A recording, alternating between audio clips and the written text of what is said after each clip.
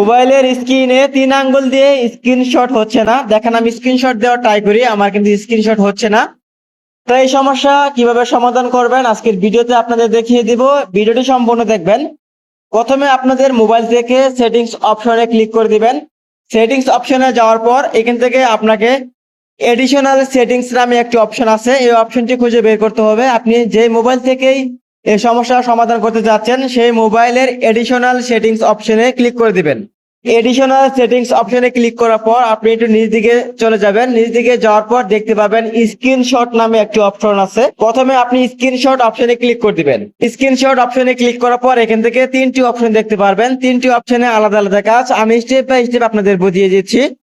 প্রথম দেখেন 3 finger sweep down, মানে এই অপশনটি যদি আপনি অন করে রাখেন তাহলে আপনি 3 আঙ্গুল দিয়ে সহজেই নিচ দিকে ডাউন করে স্ক্রিনশট দিতে পারবেন। দ্বিতীয় নাম্বার যে অপশন আছে 3 ফিঙ্গার টাচ অ্যান্ড হোল্ড, মানে আপনি 3 আঙ্গুল দিয়ে হোল্ড করে রেখে নিচ দিকে যদি টান দেন সেক্ষেত্রে কিন্তু স্ক্রিনশট হবে। 3 নাম্বার যে প্রসেস আছে সেটি হলো পাওয়ার প্লাস ভলিউম বাটন। আপনি যদি power plus volume down button, মানে আপনি এখান থেকে পাওয়ার বাটন এবং ভলিউম বাটন যদি একসাথে চাপ মেরে ধরে রাখেন তাহলে কিন্তু স্ক্রিনশট হবে। আপনি কিন্তু এই 3টি অপশনে অন রাখতে পারবেন। আমি আপনাদের স্ক্রিনশট দিয়ে প্রথমে দেখাচ্ছি। দেখেন প্রথমে আমি 3 আঙ্গুল দিয়ে স্ক্রিনশট দিয়ে দেখাবো। দেন 3 আঙ্গুল স্ক্রিনশট কিন্তু আমার সহজে হয়ে গেছে।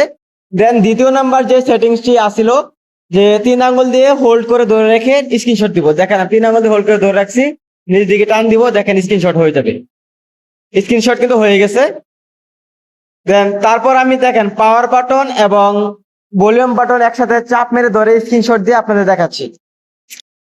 সো এই দেখেন পাওয়ার বাটন এবং ভলিউম বাটন চাপ দিয়ে স্ক্রিনশট দিলাম।